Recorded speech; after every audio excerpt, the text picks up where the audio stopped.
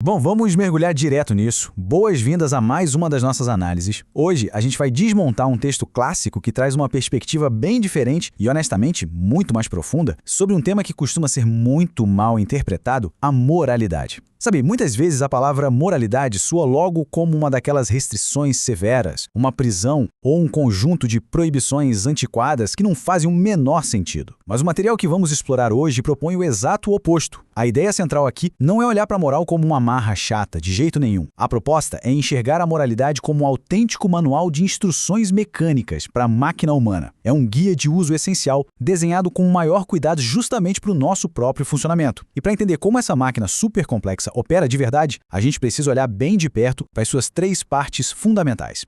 Para dar o pontapé inicial, o texto traz uma reflexão super curiosa que saiu da cabeça de um garotinho na escola. Quando perguntaram a ele quem era Deus, a resposta foi, no mínimo, reveladora. Ele disse mais ou menos assim: Deus é o tipo de pessoa que está sempre bisbilhotando a vida de alguém que está se divertindo só para tentar ser um estraga-prazeres.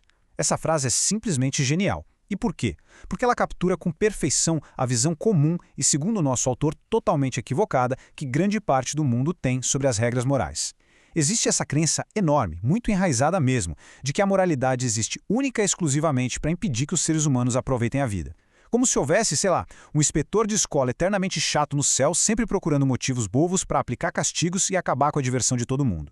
Então a gente precisa redefinir de vez o que são essas regras. O texto original joga pela janela essa ideia do estraga-prazeres cósmico e define as regras morais de um jeito muito prático. Elas são as instruções de uso da máquina humana. Pense numa máquina bem complexa, um motor de avião, por exemplo, ou um supercomputador. As instruções super detalhadas do fabricante não estão ali para irritar o usuário ou limitar a criatividade de ninguém, concorda? Elas são desenhadas com um propósito técnico inegociável: evitar colapsos catastróficos, superaquecimento e aqueles atritos internos que, no fim das contas, destruiriam o equipamento. Quando o manual ou a regra moral diz "não faça desse jeito", não é por pura maldade ou por um desejo de controle arbitrário. É porque, mesmo que aquela ação possa parecer supernatural ou tentadora num primeiro momento, ela invariavelmente vai fazer a máquina quebrar lá na frente.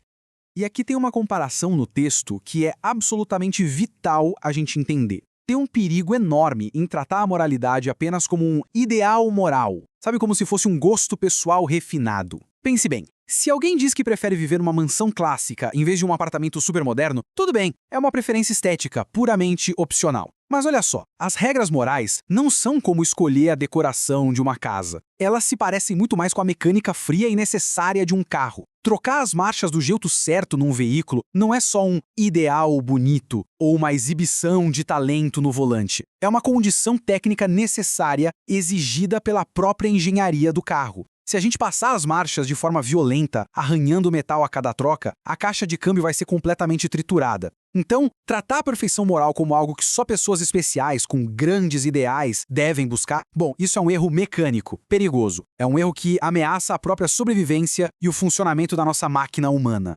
E para a gente conseguir mapear toda essa mecânica, o nosso trajeto hoje passa por 5 pontos. Primeiro, a máquina humana. Depois, a harmonia social. O funcionamento interno.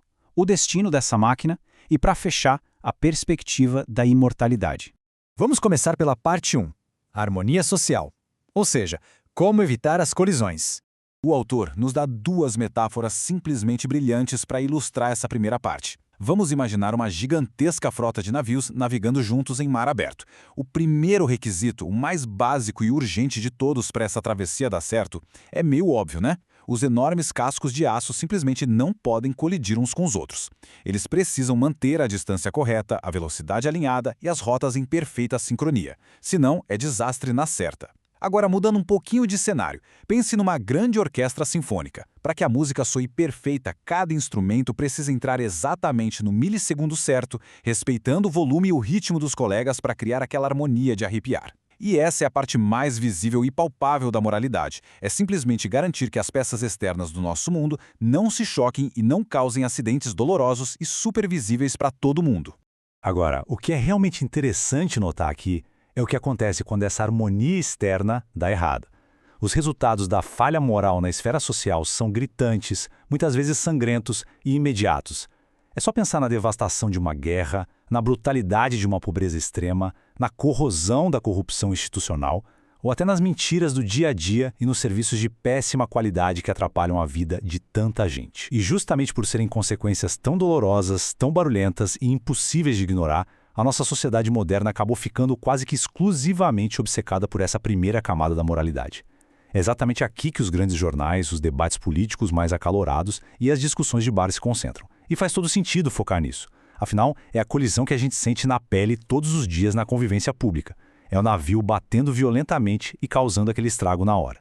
Isso leva a um questionamento incrivelmente comum nos dias de hoje. Alguém sempre pergunta, mas se não prejudica mais ninguém, como é que isso pode ser errado? O pensamento moderno adora estacionar bem confortável nessa exata pergunta.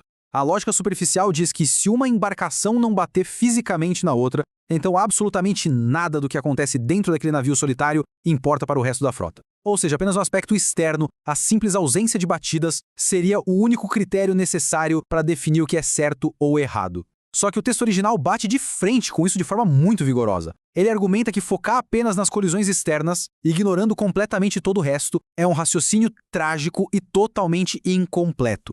O que nos leva direto para a parte 2, o funcionamento interno, que é a real navegabilidade do navio. Pensa bem. De um lado, a gente tem as regras externas. Elas ditam minuciosamente como desviar, como frear, como fazer manobras elegantes no mar agitado da sociedade. Mas, do outro lado, existe a realidade interna, muito mais profunda e silenciosa, de cada embarcação. Pare e reflita sobre isso um instante. De que adianta distribuir um manual impecável de como navegar em formação perfeita se os navios forem, na verdade, embarcações completamente enferrujadas, cheias de furos no casco, afundando lentamente, com os motores fundidos e os lemes despedaçados? Não faz o menor sentido. Voltando àquela nossa metáfora da banda de música, é fisicamente impossível produzir uma harmonia bonita, por mais que o maestro seja um gênio absoluto e a partitura seja perfeita, se os instrumentos individuais estiverem com as cordas arrebentadas, fundamentalmente desafinados e quebrados por dentro. A saúde e a condição interna não são um mero detalhe, pessoal. Elas precedem totalmente a capacidade real de seguir qualquer regra externa. Então, o texto nos desafia com uma pergunta daquelas de explodir a cabeça. Qual é a real vantagem de criar regras impecáveis para o comportamento social se características sombrias como a covardia, uma ganância irrefreável ou um orgulho cego nos impedem de cumprir essas regras na prática, no dia a dia? Nós podemos nos reunir, debater e desenhar os sistemas econômicos, sociais e jurídicos mais brilhantes e justos já vistos no papel.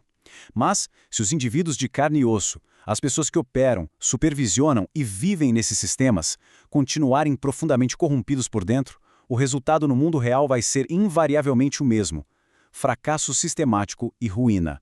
A conclusão do autor sobre essa dinâmica é super contundente. Não dá para tornar a humanidade boa simplesmente criando leis mais severas ou burocracias mais complexas. Não tem jeito. Sem que os indivíduos tenham traços vitais como a verdadeira coragem e uma generosidade genuína, nenhum sistema, por mais engenhoso que pareça, jamais vai funcionar de maneira adequada a longo prazo. O grande ponto aqui é que inventar um sistema político ou econômico novo e revolucionário não conserta o defeito interno do coração humano. Novos sistemas apenas oferecem jeitos novos e mais sofisticados para que pessoas mal intencionadas continuem trapaceando no jogo. É exatamente por isso que o caráter moral interno não é só um luxo filosófico que a gente debate de vez em quando. É uma necessidade mecânica absoluta e urgente para que a engrenagem social não congele de uma vez por todas.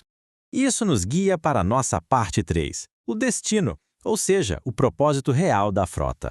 Até aqui, a gente garantiu o que os cascos não se choquem e que os motores ronquem bonito. Mas tem uma camada final nessa viagem toda. Imagina que a frota de navios navega maravilhosamente bem, sem uma única batida na travessia toda, os lemes respondendo que é uma beleza, mas a frota inteira acaba ancorando no porto de Calcutá, na Índia, quando o destino oficial e crítico da missão era chegar em Nova York. Ou então, imagina aquela orquestra com todos os instrumentos lustrados e afinados impecavelmente, mas a banda começa a tocar uma marcha fúnebre super depressiva num evento em que foram contratados para tocar música de dança alegre. O ponto dessa analogia é claro como água. Mesmo com a harmonia social mais perfeita do mundo e a saúde psicológica mais invejável de todas, o empreendimento inteiro vai ser um fracasso monumental se a frota estiver viajando a toda velocidade para o destino completamente errado.